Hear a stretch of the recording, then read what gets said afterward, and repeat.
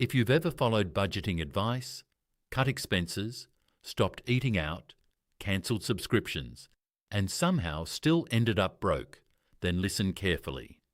Because the uncomfortable truth is that most budgeting advice was never designed for people living paycheck to paycheck. In fact, some of the most popular budgeting rules completely fall apart the moment you're on a low income. And here's the part nobody talks about. Being broke is often more expensive than having money. Sounds backwards, right? But by the end of this video, you'll understand why traditional budgeting fails millions of people, why poor households often pay more for the exact same things, and most importantly, the budgeting system that actually works when money is tight. Let's start with the mistake almost every finance guru makes. The real problem. Most budgeting advice starts with the same assumption. You have money left over. Maybe not a lot, but at least something. The problem is that for millions of Americans, that's simply not reality. Over the last several years, housing costs have surged, food costs have risen, utilities have increased, transportation has become more expensive, and unlike luxury purchases, these aren't optional expenses. You can't decide not to pay rent. You can't stop eating. You can't skip electricity during a heat wave. For many low-income households, nearly every dollar earned is already committed before payday even arrives. And this is where a group called ALICE becomes important. ALICE stands for Asset Limited, Income Constrained, Employed. These are people who work, they earn income. Many are technically above the official poverty line, yet they still can't consistently afford basic living expenses. Think about that for a second. They're doing everything society tells them to do, working, earning, trying, and they're still struggling to make the numbers work. But the biggest problem isn't just that expenses are high, it's that being poor comes with hidden costs most people never see. The poverty premium. Imagine two people need the exact same refrigerator. Person number one has cash available. They walk into a store, pay $500, done. Person number two doesn't have the money up front, so they use a rent-to-own plan. Small payments, easy approval, no large upfront cost. Sounds helpful. Except by the end, they may pay double the original price. Same refrigerator, completely different cost.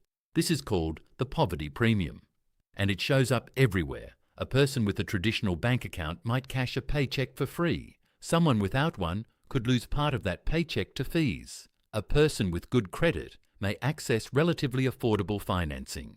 Someone with poor credit may face payday loans carrying astronomical interest rates. Even groceries become more expensive. When money is tight, buying in bulk often isn't possible.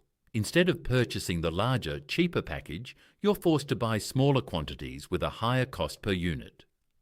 Ironically, the people with the least money often end up paying the most. And while that's frustrating, it still isn't the biggest challenge, because the most damaging effect of financial scarcity isn't happening in your wallet. It's happening in your brain. The hidden scarcity tax. Most finance advice treats money like a math problem. Spend less, save more, problem solved. But real life doesn't work that way. Researchers studying scarcity found something fascinating. When people are constantly worried about money, a huge amount of mental energy gets consumed managing immediate problems. Can I pay rent? Can I buy groceries? Which bill gets paid first? Can I make it until payday? These questions aren't occasional.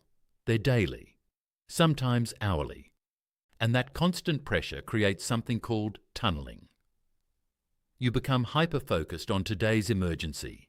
Everything else gets pushed into the background. Long-term planning becomes harder. Future consequences become harder to evaluate. Decision-making quality declines. Then comes decision fatigue.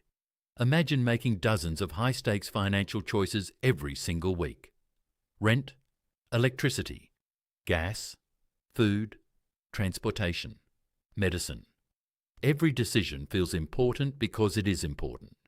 Eventually, your mental bandwidth gets exhausted, and that's why simple advice like just budget better often misses the point. Because the issue isn't only money. It's the cognitive load that comes with not having enough of it. And this is exactly where traditional budgeting advice completely falls apart. The budgeting lie.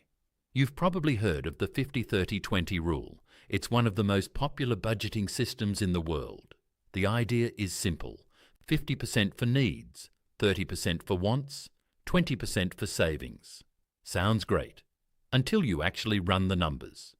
For many low-income households, housing alone can consume around half of take-home pay. Then add utilities, food, transportation, healthcare. Suddenly your needs category isn't 50%. It's 80%, maybe 90%, sometimes even more. At that point, where exactly is the extra 20% supposed to come from? The math doesn't work. And that's why so many people feel like they're failing. They're trying to force their lives into a budgeting framework that wasn't built for their reality. The truth is simple. You can't save 20% of money you don't have. So if traditional budgeting doesn't work, what does? Let's talk about the system designed specifically for survival. The survival budget system. The goal of survival budgeting isn't optimization, it's control. Step 1 is zero-based budgeting. Every dollar gets assigned a job before it's spent, not after. Before. This prevents money from disappearing without a plan. But there's an important twist. Instead of budgeting monthly, many low-income households benefit from budgeting around each paycheck. That way, spending matches actual cash flow. Step 2 is the envelope system. Traditionally, cash gets divided into envelopes labelled groceries, gas, household items. When the envelope is empty, spending stops. Today, this can also be done digitally using separate accounts or budgeting apps. The purpose isn't restriction, it's visibility. Because visibility prevents accidental overspending. Then comes the most important part. Financial triage. Think of it like an emergency room for your money.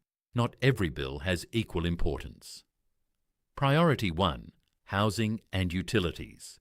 Without shelter and essential services, everything becomes harder. Priority 2. Transportation. Because transportation protects your ability to earn income. Priority 3. Food and health-related expenses. Priority 4.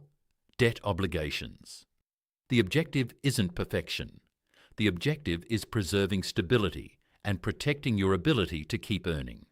And while these systems help enormously, there's still one final trap you need to watch for. The modern money traps. Financial technology has introduced new tools that seem helpful on the surface, but they can create hidden risks. Take buy now, pay later services. Instead of paying all at once, purchases get divided into smaller payments.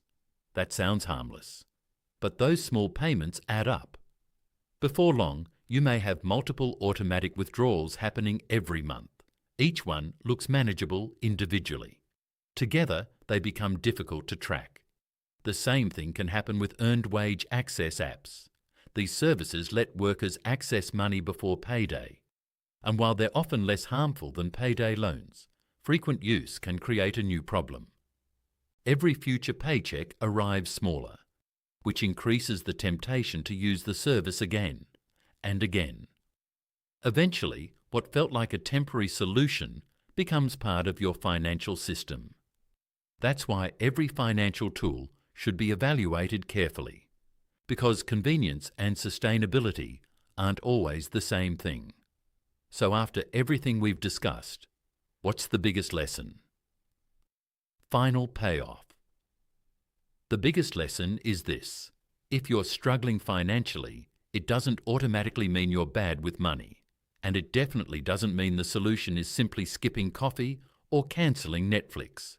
Many households are navigating rising costs, structural disadvantages, the poverty premium, and the mental burden of constant financial pressure. They're playing a completely different game. That's why traditional budgeting advice often feels disconnected from reality, because it assumes financial margin already exists. The real goal isn't becoming perfect overnight. The goal is gaining control, protecting stability, managing cash flow, and making the next financial decision slightly better than the last one. Because when you're operating with limited resources, small improvements matter, and understanding the rules of the game is the first step toward changing the outcome. CTA. If this video changed the way you think about budgeting, hit the like button and subscribe. And if you've ever felt like traditional budgeting advice just doesn't fit your reality, let me know in the comments. Because the conversation around money needs a lot more honesty and a lot less blame. Thanks for watching, and I'll see you in the next video.